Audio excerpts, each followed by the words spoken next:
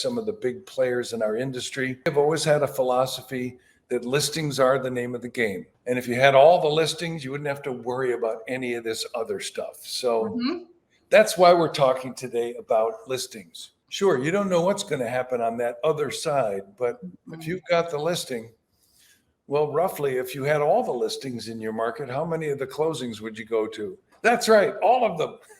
Hi, I'm Noel with today's Brew, where top producing real estate agents share their tips on taking more listings, making more money, and having fun doing it.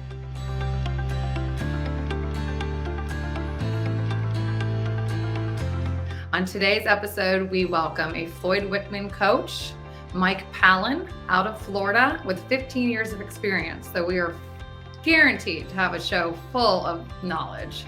Welcome, Mike. How are you? Noel, I am great. This is wonderful for you to have me, and I appreciate it.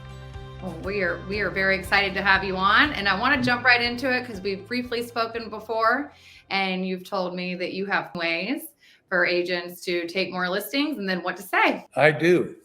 First thing I wanted to say was, if you've heard the name Floyd Wickman before, maybe you haven't.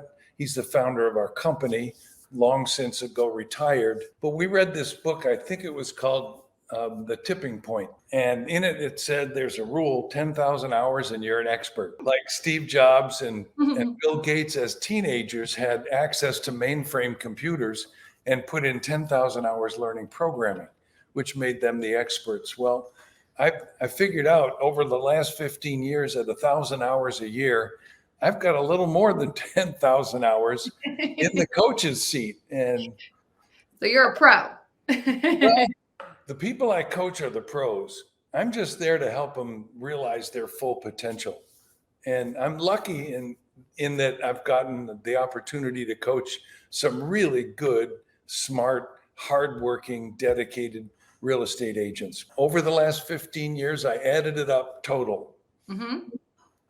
An average of one listing or sale per person per week for the last 15 years in a row. Wow. So you're doing just great. Now, some do more, some do less, but that's at least our minimum average. And most of it comes as a result of them getting listings. I know lots of conversation going on these days about the recent court decisions going against NAR, going against some of the big players in our industry. And we have always had a philosophy that listings are the name of the game. And if you had all the listings, you wouldn't have to worry about any of this other stuff. So that's why we're talking today about listings. Oh, yes. And you're right. You're right. Listings is the way to go. And especially with everything that you just mentioned. Sure, you don't know what's going to happen on that other side, but if you've got the listing, well, roughly, if you had all the listings in your market, how many of the closings would you go to? That's right, all of them.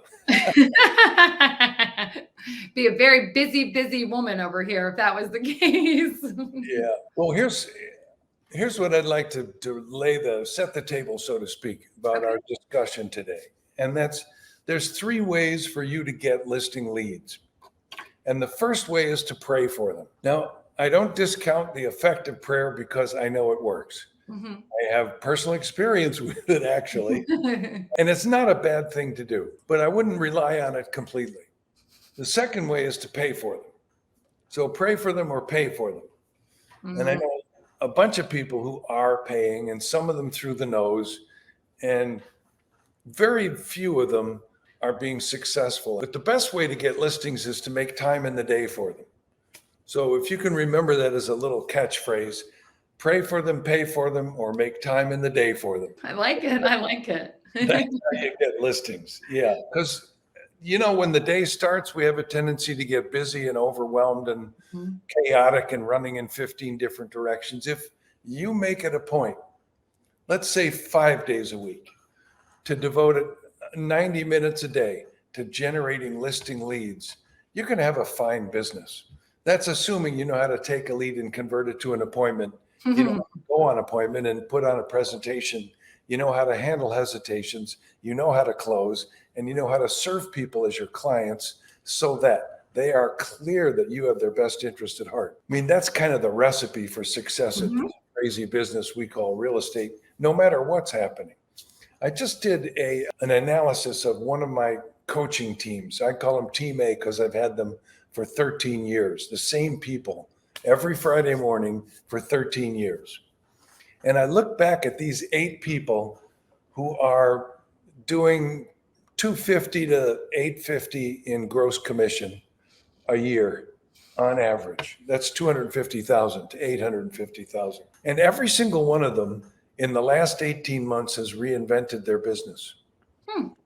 One of them who worked exclusively in Manhattan now is working in the Hamptons and Manhattan and another market in between. 2 of them who were sole practitioners have built teams. Another one who had a team has just added 3 new people to her team for the first time in 15 years. Wow. Another one is a property management company, and they're using that as a feeder system into their business. Anyway, the point is that whatever's going on out there in that market, which none of us can control, you can't predict it, but you can prepare for it.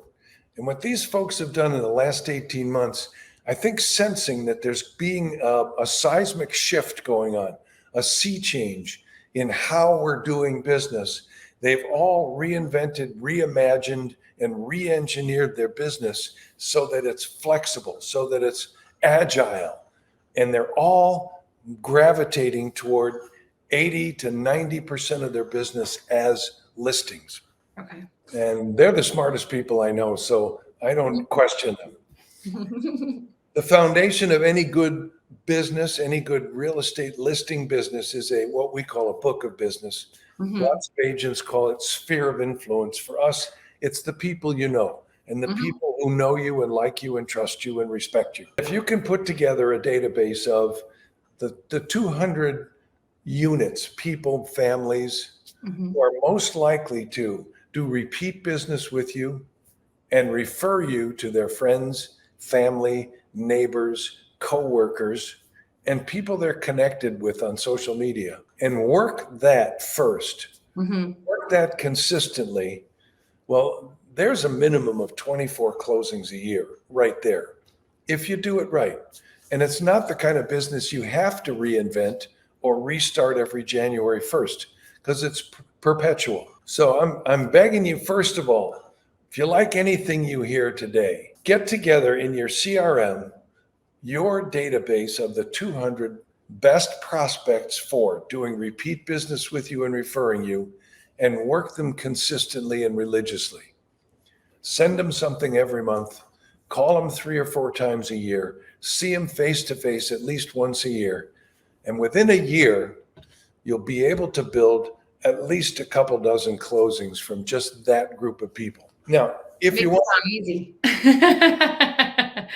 well, the consistency is the hard part of it. It is. How many times have I heard someone say, "Oh, I don't want to call the people I know. I don't want to pester them."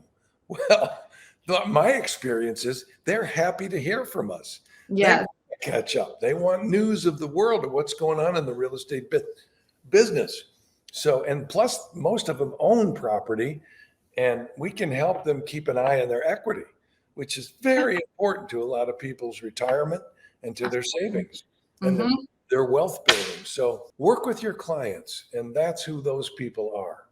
Your book of business, and that's number 1. Okay. Okay. I'm excited. Right. I'm enjoying it. I know everyone's enjoying it.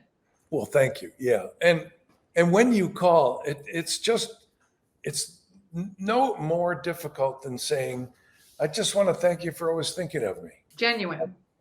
I missed you. I thought I'd catch up. What's going on in your life?"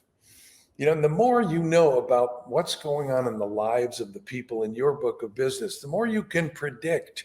Okay, you don't necessarily need an algorithm with predictive analytics when you know people are having babies or having their babies graduate from college and becoming empty nesters, or they've just inherited mom's house and now what do they do with it? You know, if you know about what's going on in their lives, and how do you do that? Well, you keep in touch. Yeah. And on social media, the people's lives are bared for all to see. It's amazing. Because, you know, the truth about social media, it isn't so much who you know, it's who they know and who they're connected to, that outer ring among your sphere of influence. But I'd like to go beyond your book of business. That's the foundation, okay? But I believe you've got to find some specialty niches, some things that you're really good at, that you excel at, and you have very little competition for. And those are those extra sources of listing leads that if you work them religiously and you work them consistently, somebody's once said, and I think it was me actually, yes, variety is the spice of life, and spice adds flavor, but flavor isn't substance. The real substance is consistency. So find what your niche in this world is outside of building close personal relationships with your book. Like, for instance, it could be for sale by owners. Now, most agents won't even drive by and stop at a for sale by owner. But if you do, I've got a 6-day program that will help you get over the fear of for sale by owners. And the first day is you drive by and wave. And the second day is you drive by and stop and think about what you might say if you ever go to the door. And the third day, you stop and get out of the car and look longingly at the door. And then the fourth, You're nuts. by the sixth day, if you've got the gumption, you'll go to the door and ring the bell, and they'll answer, and something will come out of your mouth. You're in real estate, you're a pro, right? They're the amateur. Yeah. How about this? Have you found a buyer yet? What could Not be rocket science, right? Not rocket science. Oh, you haven't. Gee, how long have you been on the market? How many showings have you had? Have you had any offers? That should lead to some questions. But what if they have found a buyer? Oh, fantastic. Who's you doing your closing work, by the way? Which contract are you using? Who's doing the title work for you? Who's your real estate attorney? How do you feel about appraisal gaps? You can start by asking some questions. You can start a conversation that might get them thinking, maybe this person knows something I need to know. Maybe I need some help. Well, for sure. Because again, we're the pro and they're the amateur. Mm-hmm. I don't care how much experience they have. If you can't bring yourself to go out and talk to for sale by owners, talk to for rent by owners. Okay. There's people who own rental properties who are sick and tired of being property managers and might be ready to turn over their property. It's easy to start a conversation. The next source is not something everybody's going to want to do, but none of these are something everybody's going to want to do. It goes by a variety of names. We like to call it circle prospecting. Okay. Door knocking. Wherever there's a recent sale or a recent listing, go talk to the neighbors. First of all, they're curious. Always. Right? How much? What happened?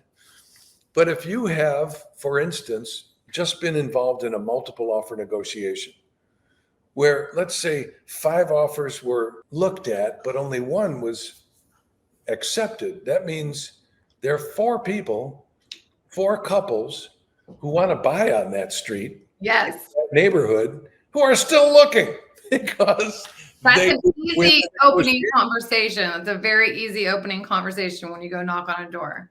Multiple offers. Yeah. I have buyers, and you do have, and they do have buyers. One of our students actually took the physical offers and redacted out the names of the prospects and the price and held them up as a visual aid. Wow. Picture's worth $1,000, right? No words. Seeing is believing. Right? Well, yeah, because so many agents use that as a way to get their foot in the door. They don't start off being honest, and they'll say, I have buyers, and really they're just, trying to get the listing. So yes, that is a smart tactic to do that. Listen, if you don't have a buyer, don't make one up. No. Don't invent one, because they're going to say, well, bring them over. Yeah. Yeah. If you don't have one, borrow one from somebody else in your company. Honesty is always the best policy. We don't want to start any relationship off like that. You bet. Okay, I'm going to go to the next source. All right. Again, this one's not something everybody is going to want to do, but once I've got a student who got 68 listings last year using this one source. Whoa. Okay. Probate. Okay. We've got lots of people leaving this earth, Yeah. leaving real estate behind, and their homes are listed somewhere in court records or county records or city records. One of the best parts about working probate is that the seller doesn't want to buy anything. They've already moved on, and doesn't matter where they're going. So many people allegedly are sitting on a 2 or a 3 or a 4% mortgage right now, thinking to Mhm. themselves, well, why would we sell with rates at 8 or 9%? That would be nuts. Well, do the math. Homes appreciate faster, and that's why we use leverage to buy real estate anyway. But even if the math doesn't convince you, if you're going to work with someone who's selling and not buying, if they know what their next step is, it's easier to convince them to come on the market now. And probate, that's not a concern. Not a concern. Right. And like I said, 68 listings in 1 year from that. 68, yes. Source at the courthouse, and he has a marketing system. It's an introductory letter, it's some credentials, and it's diplomatically, graciously, delicately handled, because this is a tough time in a lot of people's lives. Yeah, sensitive. And find out who's in charge of the estate. Estate sales have become very prominent as a source. Now, it's not something everybody's going to want to work, but it is a fertile ground to get listings. It's genius, really. I've never heard that before, and I think a lot of people watching today probably have not thought of it either. So you've just given everyone something to think about. Well, that's good. Yeah, and then there's that other traumatic experience in your life, not death, but divorce. And you've got attorneys who handle that could be great sources. Build relationships with those people. And there's also the AAA, which is the American Arbitration Association. Those are people who hammer out separation agreements. So that's getting people prior to filing divorce proceedings in a court. These are people who are going to separate anyway. I even have some agents who advertise themselves as counseling for divorcing couples, real estate counseling. Now, if you don't have the stomach for working with people who are, and not everybody does, by the way, because they can be difficult clients. Absolutely. In some cases, they hate each other, and Most likely. can be difficult. But here you go. What a fertile source, because what percentage of marriages end in divorce? Last I heard, it's half of them at least. So don't overlook divorce and separation as a source to get listing leads. Next is something that's happening more and more often. It's like a throwback to 11, 12 years ago, and that's pre-foreclosure leads. Yeah. Now, I'm not saying wait for REO, because if you wait for the bankers to take over, it's almost too late. The real rule of thumb with pre-foreclosures is the sooner you get to people, the more options they have. Yes. So make sure you make that clear. One of my guys, 76 pre-foreclosure listings this year, and he has sold 80% of them himself. And here's what he said, though, because I found this fascinating. He said, as soon as people get their first pre-foreclosure notice, their brain goes into lock. They mentally freeze up. Oh no, what do I do? And they stop doing anything. Yeah. And if you can get to them and help them, hey, I've got options for you. It's not the end of the world. In a lot of cases, we can preserve your credit. In some cases, you don't even have to sell. We can preserve your equity. Again, it's working it consistently that will pay off. All right. Now we're going to a touchy subject. Okay. What is it? Expired? No. Expired listings. I nailed it. I just said that. I knew it. And Espresso Agent will help you find expired listings and for sale by owners. Yep. I've taken several. I'm an agent too. So I've taken several listings from Espresso Agent. And I like expireds actually. So I want to hear what you have to say. Well, expireds means another agent didn't do their job. And it usually means you've got a client who's disappointed or feels abandoned, and their emotions are very high. So you don't want to start blaming. No. It's probably their own fault for overpricing it or Mm-hmm. not allowing their agent to do their job. But maybe it isn't. You never know. Mm-hmm. So a gentle approach is really important when you're dealing with expired listings. I think the best question you can ask is, do your plans include coming back on the market anytime in the near future? Do you still want to sell, in other words? Because if you do, I might be able to help you. Now, you can't say you can help them because you haven't looked at the house yet. Maybe you've seen it online. You've figured out what the problem is. Any number of ways to get their attention.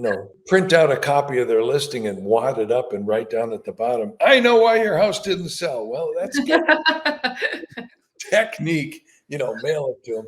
I think you got to go to the door. I think so. It's because this is a real human interaction that requires empathy. And it also requires us to not speak ill of our competition. No, never a good sign. And not just expireds, but also withdrawn listings Mhm. and canceled listings.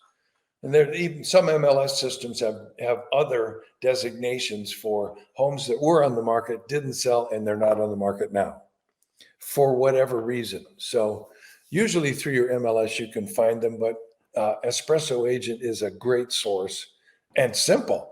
I mean, it like shows up in your inbox every morning, right? Exactly. It's not like, who should I call today? It's call these people. That's Yeah, we're giving it to you. it's simple. Yeah. And it's 5 days a week, 90 minutes a day. Come on, 8:30 to 10, 9 to 10:30, and you got the rest of the day to do what you want. It's a no-brainer. Yeah. Most of our folks have partners that they prospect with. I've heard of people doing that. I've even heard of people doing little Zooms and doing Yeah. it together, which I think it's good to have the encouragement, accountability.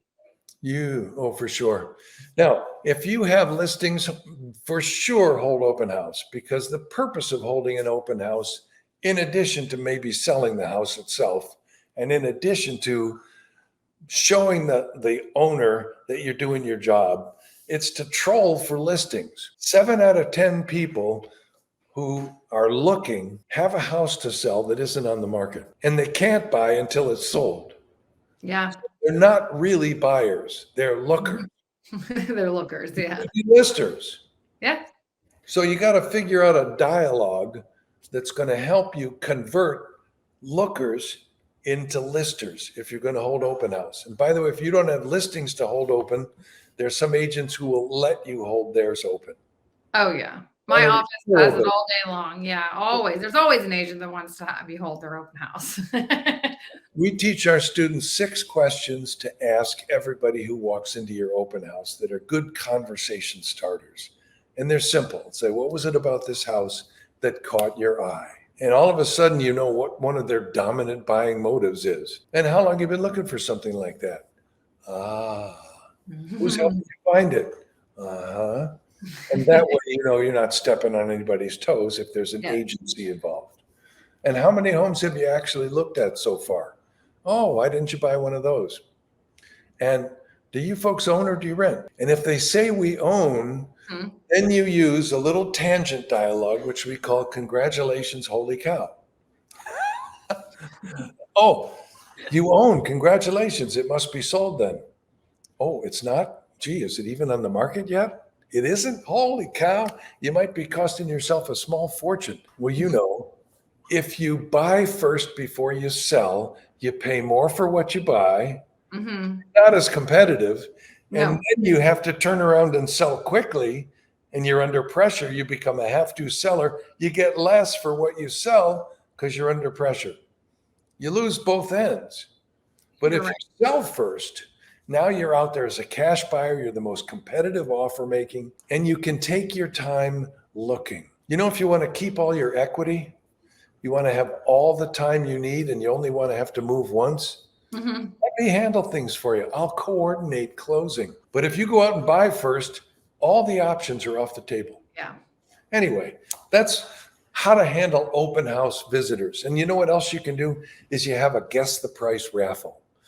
Put a fishbowl out, say, enter your guess as to what price this house is going to sell for, and you'll win a $100 Costco shopping spree or something like that. Invent a prize, Yeah. And that's one of the ways you can get legitimate follow-up contact information. I love that. I love that. That's and it's fun.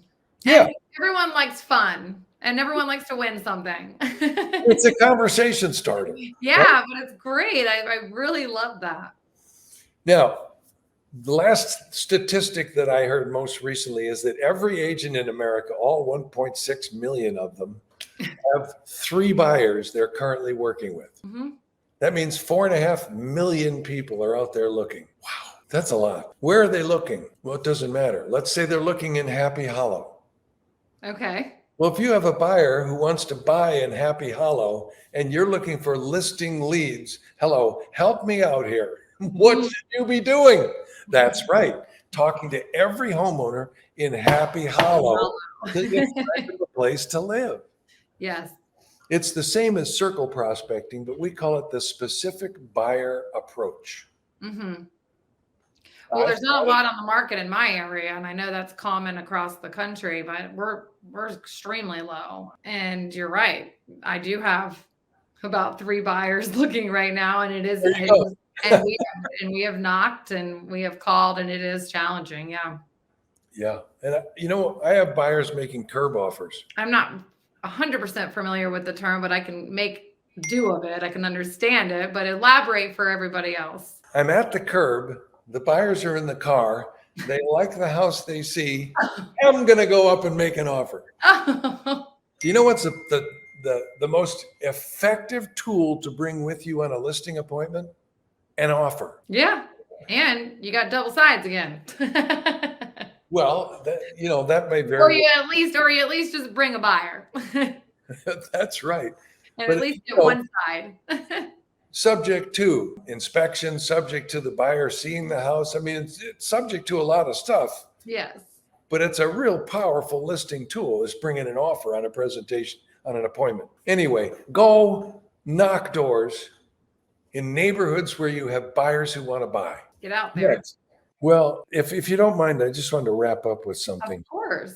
I gave you a whole bunch of different ways to think about where could potential listing leads come from. And I hope you will, and I hope you'll explore them all. Don't think just by calling once or stopping by once or having one conversation, you're going to convert somebody from a prospect to a listing lead.